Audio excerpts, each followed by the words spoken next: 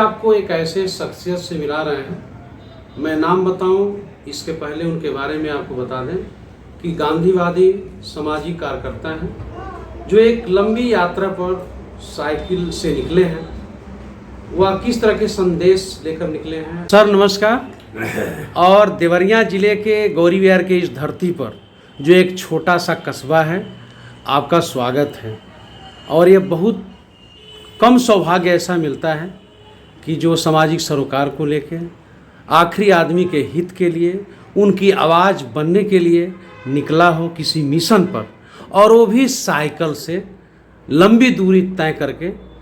तो बहुत कुछ आपके द्वारा हम जानना चाहेंगे ताकि आज की तारीख में लोगों तक आपकी बात पहुँचे कि आपने किस लक्ष्य को लेकर निकला है। तो सबसे पहले सर पुनः एक बार स्वागत करते हुए हम आपका नाम जानना चाहेंगे। जी, मेरा नाम हिमांशु कुमार है। जी जी। और मैं एक सामाजिक कार्यकर्ता हूँ। भारत के नागरिकों के मानवाधिकारों के लिए काम करता हूँ। सर आपके मन में ये कब आया कि हमें साइकिल यात्रा निकालना चाहिए? ये मेरी चौथी साइकिल यात्रा है। इससे पहले मैंने आदिवासियों के ऊपर होने वाले अत्याचारों के मुद्दे पर 2010 में दिल्ली से बम्बई साइकिल यात्रा की। उसके बाद 2017 में मैंने फिर से आदिवासियों और माइनॉरिटीज़ के इशू पर अहमदाबाद से दिल्ली तक साइकिल यात्रा की थी। उसके बाद पिछले साल राजनीतिक बंदियों के मुद्दे पर मैंने तिहाड़ जेल से तलोजा जेल तक, तिहाड़ से तलोजा यानी दिल्ली से महाराष्ट्र बॉम्बे तक साइकिल यात्रा की, 2000 किलोमीटर की, 52 दिन की।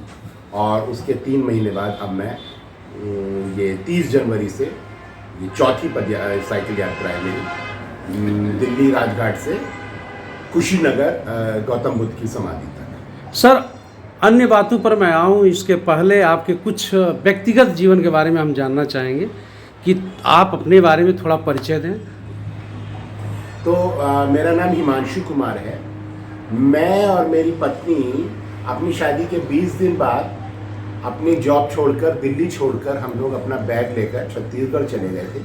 और हमने वहाँ एक पेड़ के नीचे रहना शुरू किया, आदिवासियों के गांव में, बहुत दूरस्थ दंतेवाड़ा अभी ज़िला है, बस्तर का इलाका है। और हम वहाँ पर 18 साल तक रहे। हमने आदिवासियों के स्वास्थ्य, शिक्षा, रोजगार, पर्यावरण, कृषि, आजीविका, इन पर काम किया। और फिर जब कॉरपोरेट के लिए आदिवासियों की ज़मीनें छीनने के लिए छत्तीसगढ़ की भाजपा सरकार ने 650 गांव जला दिए, हज़ारों आदिवासियों की हत्या की, हज़ारों आदिवासी महिलाओं से सुरक्षा बलों ने बलात्कार किए, तो हमने फिर वो मामले अदालत में उठाए। हमने 522 केस सुप्रीम कोर्ट को सौंपे मानवाधिकार खनन के। उसके बाद भाजपा सरकार आज जो मुसलमानों के ऊपर बुलडोज़र चलाती है, पहला बुलडोज़र भाजपा का मेरे ऊपर चला था 2009 में। 16 एकड़ में हमारा गांधीवादी आश्रम था, जिसमें हॉस्पिटल था, लाइब्रेरी थी, ट्रेनिंग सेंटर्स थे आदिवासियों के लिए, डॉर्मेट्रीज, ऑफिस, रेजिडेंस सब था। पूरा बुलडोज़र चला दिया गया था 2009 में। और 5 बार पुलिस ने मेरी हत्या की कोशिश की छत्तीसगढ़ में। 2010 में मुझे तड़ी पार कर दिया गया प्रदेश से, और मैं 10 साल तक वहाँ नहीं जा पाया था। सर हम आपसे ये जानना चाहेंगे कि जो आदिवासी इलाके थे, उनको अब तक किन प्रकार की परेशानियों का सामना करना पड़ रहा है और किस तरह की उनकी ज़िंदगी है, क्योंकि आपने करीब से देखा है। भारत की जो आदिवासी इलाके हैं, वहाँ एक तरह का युद्ध चल रहा है जिसको हिडन वॉर ऑफ इंडिया कहा जाता है, भारत का छिपा हुआ युद्ध। आज हमारे सबसे ज़्यादा अर्धसैनिक बल आदिवासी इलाकों में है, और वो वहाँ पर आदिवासियों को सुरक्षा देने नहीं गए हैं, वो वहाँ संसाधनों पर कब्जा करने गए हैं। इसलिए नहीं कि भारत के गरीबों की गरीबी दूर कर दी जाए, बल्कि इसलिए ताकि पूंजीपतियों की तिजोरियों को भरा जा सके। मामला लेकर मैं सुप्रीम कोर्ट गया, राइट टू लाइफ के लिए, जीवन के अधिकार की रक्षा के लिए। जानते हैं क्या नतीजा हुआ? 13 साल के बाद सुप्रीम कोर्ट ने उस मामले में मेरे ऊपर 5 लाख का जुर्माना लगा दिया कि तुम कोर्ट क्यों आए हो, तुम पूंजीपतियों का विरोध क्यों कर रहे हो। मैंने कहा कि वाह, आज इंसाफ मांगना जुर्म हो गया। और मैंने सुप्रीम कोर्ट से कहा कि मैं आपको ये 5 लाख नहीं दूंगा, आप मुझे जेल में डालिए। सुप्रीम कोर्ट का साहस नहीं हुआ कि मुझे जेल में डाल दे।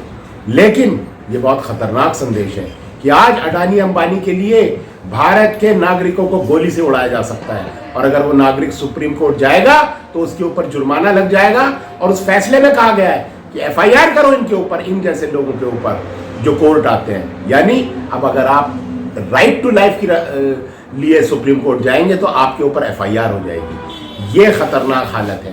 तो हम नौजवानों को ये समझाना चाहते हैं कि भैया मुसलमान तुम्हारा दुश्मन नहीं है, ये पूंजीवाद तुम्हारा दुश्मन है। ये जमीन भी छीन रहा है तुम्हारी, और दूसरी तरफ रोजगार छीन रहा है। आज परमानेंट जॉब खत्म हो गई है भारत से, आज ठेका प्रणाली लागू हो गई है। न सिर्फ फैक्ट्रियों में बल्कि सरकारी डिपार्टमेंट्स में हर जगह ठेका प्रणाली लागू कर दी गई है, और मजदूरों का तो हाल बेहाल है। 12-12 घंटे काम लिया जा रहा है, कोई ओवर टाइम नहीं, हफ्ते की छुट्टी खत्म कर दी गई है, मिनिमम वेजेस नहीं। मजदूरों को मगरमच्छों के मुंह में डाल दिया गया है, और नौजवानों को आतंकवादी बनाया जा रहा है, ताकि नौजवान संगठित होकर सरकार से सवाल ना पूछ सके, सरकार से लड़ ना सके। इसलिए नौजवानों को एक तरफ तो हिंदू मुसलमान के झगड़ों में फंसाया जा रहा है, दूसरी तरफ ड्रग्स में डाला जा रहा है। और ड्रग्स का धंधा चलाने वाले सत्ता में बैठे हुए लोग हैं, बहुत ऊंची कुर्सी पर केंद्र सरकार की। सर, जो लड़ाई गांधी जी ने लड़ी, जो ग्रामीण लोग हैं, जो समाज के आखिरी लोग हैं, उन्होंने अपने पूरे जीवन भर संघर्ष किया, केवल देश की आज़ादी के लिए नहीं, बल्कि एक तरह से कह लिया जाए कि भारत में हजारों वर्षों से उन लोगों के लिए भी संघर्ष किया जो अपने ही लोगों के द्वारा सताए जाते थे। तो आपसे मिलकर हमें बहुत अच्छा लगा कि आप जो है इतना संघर्ष किए, और आपका संघर्ष हम कह सकते हैं कि गांधी जी के संघर्ष के मानिंद है, और आज भी आपका संघर्ष जारी है इस कालखंड में भी। सर, एक चीज़ जानना चाहेंगे कि वो जो दौर है उनका संघर्ष का, जो आदिवासियों का, वो आज़ादी के पहले से भी है, गुलामी के दौरान भी रहा, और आज़ाद भारत में भी उसी तरह से जारी है। मैं आपको बताऊं कि भारत की आज़ादी की लड़ाई में सबसे बड़ा योगदान आदिवासियों का है। 1857 की लड़ाई से भी 70 साल पहले झारखंड में तिलका माझी ने सबसे पहला विद्रोह किया था 1789 में, और उसके बाद फिर बिरसा मुंडा, जलियांवाला बाग से भी बड़ा नरसंहार हुआ है। मानगढ़ की पहाड़ियों में 2500 आदिवासियों को मशीन गन लगा के भून दिया गया था। लेकिन हमने आदिवासियों की संघर्ष को उतना प्रोमिनेंस नहीं दिया, उतना हाईलाइट नहीं होने दिया, और आदिवासियों का संघर्ष जो अंग्रेजों के खिलाफ चला है आज़ादी की लड़ाई में, वो सामने नहीं आ पाया। और मैं नौजवानों को बताने निकला हूँ कि तुम असली दुश्मन को पहचानो। तुम्हारी जॉब छीनने वाला कौन है, तुम्हारी जमीन छीनने वाला कौन है, बैंकों में रखा हुआ पैसा लेकर भागने वाला कौन है, वो है तुम्हारा दुश्मन। उसके खिलाफ लड़ो। मुसलमान और अपने दलित, आदिवासी, ओबीसी के खिलाफ मत लड़ो। ये मैं बताने निकला हूँ। सर, आपसे एक चीज़ जानना चाहेंगे, अगर गांधी आपकी पीड़ा और दर्द, ये कब ऐसा लगा कि हमें इनके लिए संघर्ष करना चाहिए? क्या किसी से आपको प्रेरणा मिली? उन्हें मैं जानना चाहूँगा जिनसे आपको प्रेरणा मिली इतना संघर्ष करने का, ताकत, ये जो ऊर्जा आपको मिलती है, कहाँ से मिलती है, और आप हमको इसके बारे में बताएं। जी, तो मेरा जो परिवार है, वो परिवार में बहुत सारे लोगों ने इस देश के लिए काम किया है। मेरे परदादा महर्षि दयानंद के पहले शिष्य थे यूपी में। जी जी। महर्षि दयानंद को मेरे परदादा लेकर आए थे उत्तर प्रदेश में, और मुजफ्फरनगर में हमारे घर में ही महर्षि दयानंद ठहरते थे। फिर मेरे ताऊ ब्रह्म प्रकाश जी, वो मुजफ्फरनगर में स्वतंत्रता संग्राम सेनानी थे। नेहरू हमारे घर आते थे, इंदिरा जी आती थी, चौधरी चरण सिंह बहुत आते थे, चंद्रशेखर हमारे घर में बहुत रहे। 6 महीने तक राजनारायण जी अंडरग्राउंड रहे हमारे घर में। लाल बहादुर शास्त्री 2 साल हमारे घर में रहे। फिर मेरे पिताजी ने 1942 के आंदोलन में हिस्सा लिया, मुजफ्फरनगर रेलवे स्टेशन को आग लगाई। फिर गांधी जी ने मेरे पिताजी को अपने आश्रम में बुला लिया। मेरे पिताजी गांधी जी के साथ रहे, नई तालीम के काम में उनको लगाया गया। फिर पिताजी विनोबा भावे के भूदान आंदोलन में रहे। फिर हेमवंती नंदन बहुगुणा विनोबा जी से मांग कर लाए मेरे पिताजी को कि हमको यूपी में सीलिंग की ज़मीन बांटनी है, लेकिन हमारे पास राजनीति में ईमानदार आदमी नहीं है, तो हमें प्रकाश भाई को दे दीजिए। और हमारे पिताजी को ला करके बहुगुणा जी ने कैबिनेट मिनिस्टर बनाया, उन कैबिनेट मिनिस्टर का रैंक देकर ज़मीन बांटने की जिम्मेदारी सौंपी। हमारे पिताजी की देखरेख में यूपी में 20 लाख एकड़ ज़मीन भूमिहीनों को बांटी गई, लेकिन हमारे पिताजी खुद भूमिहीन रहे। और 2017 में जब पिताजी का देहांत हुआ तो पिताजी ने कहा कि मेरी लाश पर एक भी पैसा खर्च नहीं होना चाहिए, मेरी आंखें नेत्रहीनों को मिल जानी चाहिए।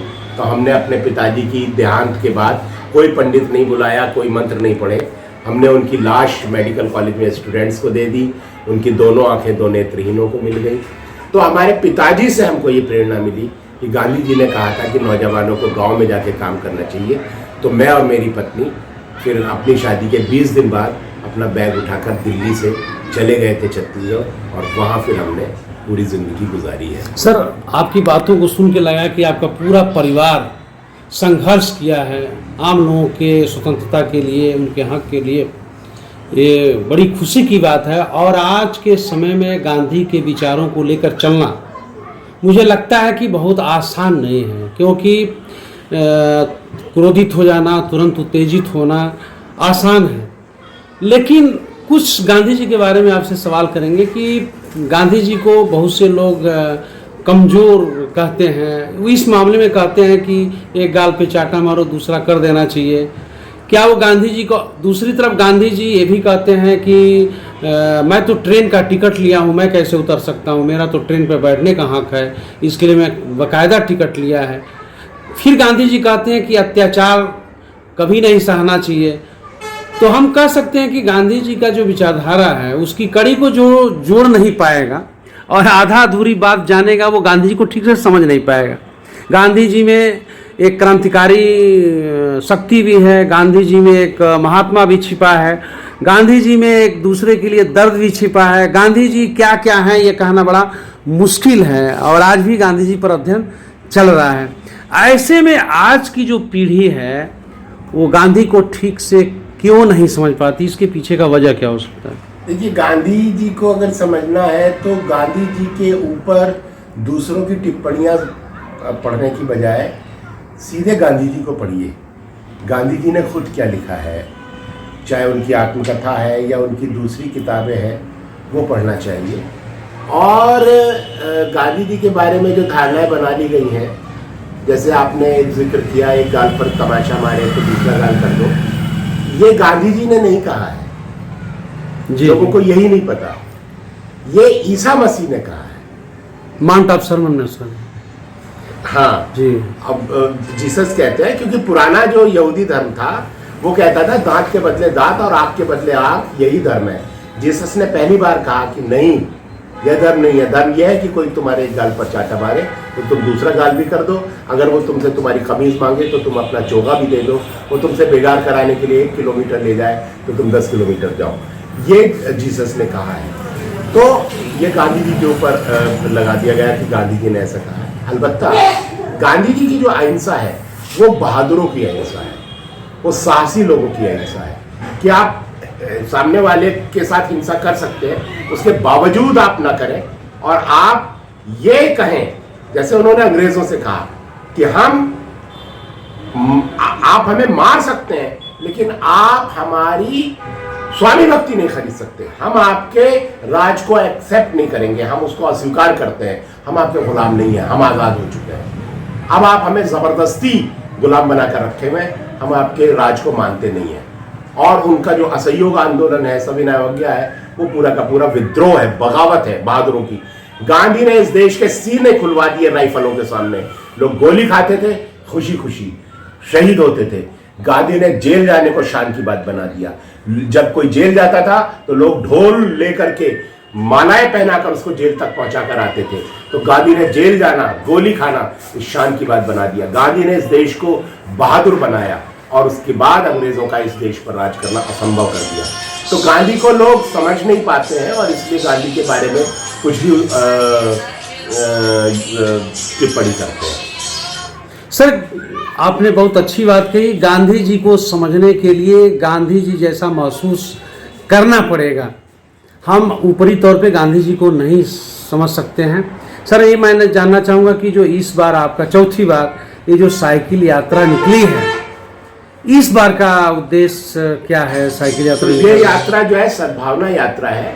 आप देख रहे हैं कि यूपी में एक नफरत की राजनीति का एक भयानक दौर चल रहा है। हर त्यौहार पर, हिंदुओं के खास तौर से त्यौहार पर नफरत का एक दौर आता है और नौजवानों को आतंकवादी जैसा बनाने की एक पूरी की पूरी योजना पर काम चल रहा है कि आप जाएं और मुसलमानों की मस्जिदों के सामने डीजे बजाएं, गुंडागर्दी करें, दंगा फसाद करें। पूरे नौजवानों को गलत रास्ते पर ले जाया जा रहा है, उनको नफरत में डुबाया जा रहा है। तो हम नौजवानों को बताने निकले हैं कि नफरत में मत डूबो, मुसलमान से मत लड़ो। तुम्हारा दुश्मन मुसलमान नहीं है, तुम्हारा दुश्मन पूंजीवाद है। तुम्हारा दुश्मन वो है जो तुम्हारी ज़मीनें छीन रहा है, रोज़गार छीन रहा है, बैंकों में रखा पैसा छीन रहा है। तो यही बताने के लिए हम यूपी की ये यात्रा कर रहे हैं। सर, आपकी साइकिल यात्रा कहाँ से निकली थी? ये राजघाट महात्मा गांधी की समाधि से 30 जनवरी गांधी शहादत दिवस के दिन जी, निकली और ये गौतम बुद्ध की समाधि कुशीनगर तक जाएगी। सर, कुशीनगर कब आप पहुंचे? 13 तारीख, आज से 3 दिन बाद। 13 तारीख। अच्छा, जो शेष यात्रा है वो कहाँ कहाँ से गुजरेगी? गुजर गई जी, नहीं अभी गुजरेगी। हाँ, वो भी बता सकते हैं सर कि कहाँ हाँ, कहाँ। तो मैं गाजियाबाद, खुर्जा, बुलंदशहर, खुर्जा, मथुरा, आगरा, अलीगढ़, इटावा, कानपुर, इलाहाबाद, बनारस, जौनपुर, गोरखपुर होते हुए यहाँ पहुँचा हूँ और कल देवरिया जाऊँगा, परसों रामपुर कारखाना और फिर कुशीनगर। सर, बात करने के लिए बहुत बहुत धन्यवाद। बहुत